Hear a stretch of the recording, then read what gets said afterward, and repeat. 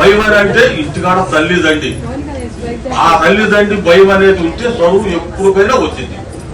తల్లిదండ్రిని ఎప్పుడైతే ఇడిపిస్తారో వాళ్ళు అనామతులు అవుతారు. దానికి కూడా నేను చెబుతున్నా, అనామతులు అంటే సన్నాసి సతి సంసారి దుఃఖి అన్నారు. సన్నాసి సతి సంసారి అప్పుడు ఏంటి అప్పుడు ఒక అడుక్కునేవాడు 10 ఏళ్ళకి వచ్చి అడుక్కుంటా ఎవడో సార్ గారి ఇంటికి వెళ్ళాడు. అయ్యా ఈడు ఈ అడుక్కునేవాడు ఉన్నాడు.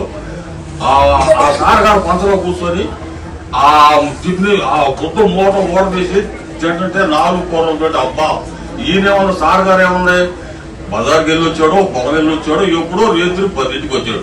ఆ 10ంటికి ఈ సార్ గారి ఇంటికే వచ్చాడు. ఆ సార్ గారి ఇంటికి వచ్చి పంచలో కూర్చొని ఆ టిఫిన్ మీద మూత తెస్తుంటే ఈ సారు ఆ బరిగొడ్డు నీళ్లు పెట్టి ఈ ఎద్దులకి నీళ్లు పెట్టి ఆ కొట్టంలో మేతేసి ఈ కొట్టంలో మేతేసి వాన గుర్తుంది, చలి వదువు పడుతున్నాయి. ఈ సారు ఏం చెప్తా ఇక అట్టగే వారిని అమ్మ మన పనే రైట్ రా, 4 కూరలతో కడుపునేడా తిన్నాము. ఆయన దూర ఎంత ఉంటే మనకి ఎందుకురా, ఆ బుర్రలో ఆ గడ్డి ఆ బుర్రలో ఎందుకురా, ఆయనకి ఎంత ఉంటే ఏం పొగ ఏమంటారా, మనం కమ్మలో 4 ఏళ్ళతోటి 4 కూరలు ఎత్తేసి కమ్మలో తిన్నాము అనే మాట అనుకున్నాడు. ఈయనేం చేశాడు, కమ్మగా చేసిన జోకు చేశాడు. ఆవిడ ఉడికినతోటి అప్పుడు పొలాలు పెట్టి కాస్తాం. ఈ గ్యాసులు ఈ ఈతలో పౌడర్లు లేవు, అప్పుడు పొయ్యి మీద కాస్తనే. ఆ పొయ్యి మీద కాచి నీళ్లు కాగు నీళ్లు పోస్తున్నాడు. కమ్మగా సభ్యులు పెట్టుకున్నాడు. వచ్చాడు, బట్టలు వేసుకున్నాడు, కమ్ము ఫ్యాన్ వేసుకున్నాడు, అన్నం తిన్నాడు, డబల్ కాట్ మేము. ఈడేమన్నాడు, సన్నాసి సత్తి సోమవారి దుకాణంగా ఎడుకునేవాడు అన్నాడు, 4 కూరలతో తిన్నాడు అన్నాడుగా. ఈ పంచలో పోకుండా తాము పోకుండా సరిపోతున్నాడు. మరి ఎవరి పైన రైటు, ఎవరి పైన ఇది? సంసారి సత్తి సన్నాసి దుకాణం ఏంది? మరి ఏదైనా చేసిన జోగు చేసిన డబ్బులోనే ఇదిగా, డబ్బు లేనివాడు ఏముంది, 4 కూరలతో తిన్నాడు. వాడు ఏదో అనుకున్నాడు. అప్పుడు ఈయన చూసి కిటికీలు కొండి చూస్తున్నాడు. కిటికీలు కూడా చూస్తున్నాడు. సార్ ఏం చేశాడు, కమ్మ తుప్పలు కొట్టుకొని కమ్మ పోసుకున్నాడు. వీడు దోమలో చేస్తున్నాడు. అది సంసారి సత్య అంటే, సంసారి ఎందుకంటే అది అట్ట తల్లిదండ్రి గురువు దైవం అంటే తల్లిదండ్రిని ఎప్పుడైతే ఇచ్చేస్తారో అప్పుడు వాళ్ళు చక్కగా చదువు వచ్చి చక్కగా ఇచ్చొచ్చి చక్కగా ఇదవుతారు. తల్లిదండ్రిని ఎప్పుడైతే పుస్తకాలంగా మాట్లాడి ఎప్పుడైతే ఇచ్చేస్తారో అప్పుడు వాళ్ళకి ఇక అవత కాదు. ఎప్పుడైనా తల్లిదండ్రి మనకిచ్చి నేర్పే సారా.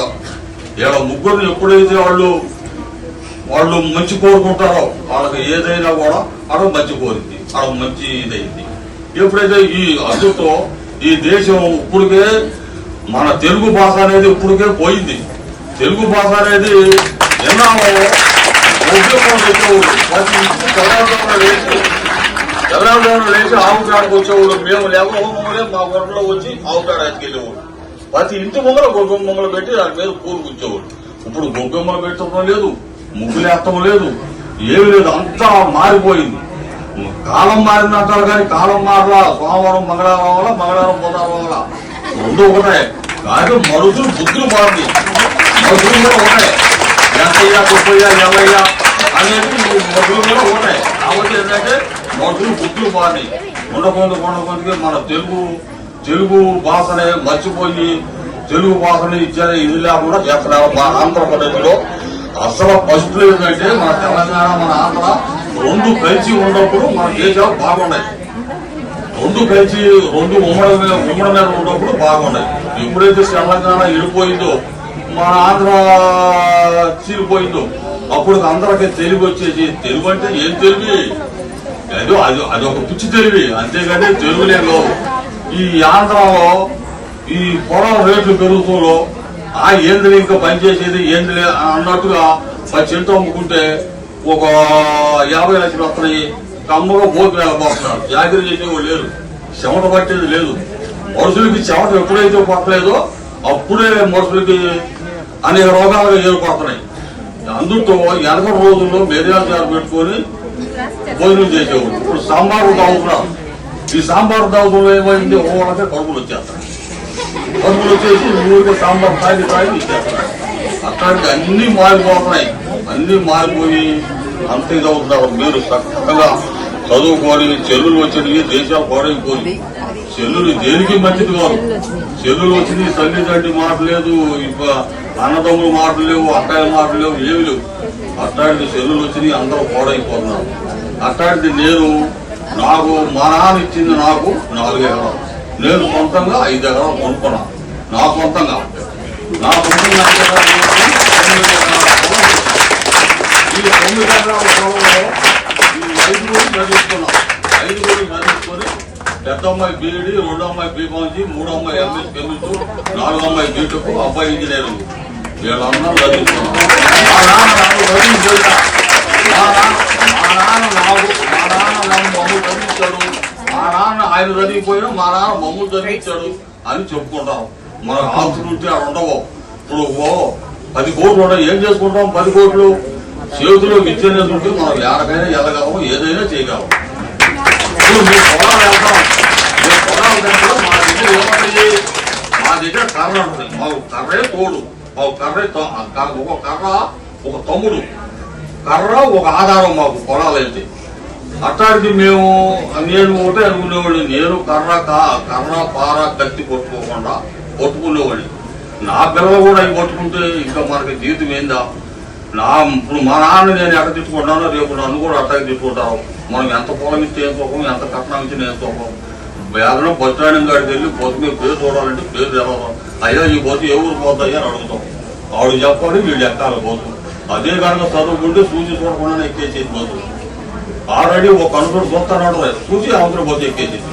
అట్లాగే నేను ఆ మధ్యలో నేను పెట్టుకొని నేను వీళ్ళందరూ చదివించుకొని ఎట్టగట్ట ఎక్క తీసుకొని అందరూ ఒక దారి అయ్యారు. ఏదో ఈ సార్ల వల్ల నేను గాయత్రిలో చదివించే అందరినీ. గాయత్రిలో చదివితే గాయత్రుడు సారా అనేవాడు. నేను నెల వచ్చి రాకమొమ్మలో డబ్బులు ఎత్తుకెళ్ళి పెట్టేసేవాడు. పాలింకాయనా ఇప్పుడు ఎందుకయ్యా డబ్బులు నేను నిన్ను అడిగానా? 1-2 నెలలు చూసా నిన్ను, ఇక నువ్వు డబ్బులు నువ్వు నాకు తేవద్దు, నేను నీ దగ్గర ఉన్నప్పుడు ఇయ్యన్నాడు. నేను అక్కడ ఒప్పుకోనండి, మీరు అందరికీ జీతాలు కట్టాలి, నేను వ్యవసాయం చేస్తుంటే కూలీవాడు కట్ట డబ్బులు ఇస్తాను, మీరు కూడా మేడం గారికి సార్ల గారికి డబ్బులు కట్టాలి. అట్టేటప్పుడు నన్ను ఎప్పుడూ ఇవ్వమంటావు ఏంది? అట్టేం అడగదు, నా డబ్బులు ప్రతి నెల ఎప్పుడైనా కట్టేస్తాను అని చెప్పి నేను ఎత్తుకెళ్ళి కట్టాను. అట్లాంటిది అందరిని చదివించాను. ఏదో ఒక దారి అయ్యాను. పిల్లవాడు కూడా ఒక దారి అయ్యారు. మా పాళ్ళు గవర్నమెంట్ డాక్టర్, పిల్లవాడు ఇంజనీర్లు చదివి ఎక్కువ ఆడే పచ్చిపోళ్ళు 5 అది తీసుకొని ఆడే ఉన్నారు.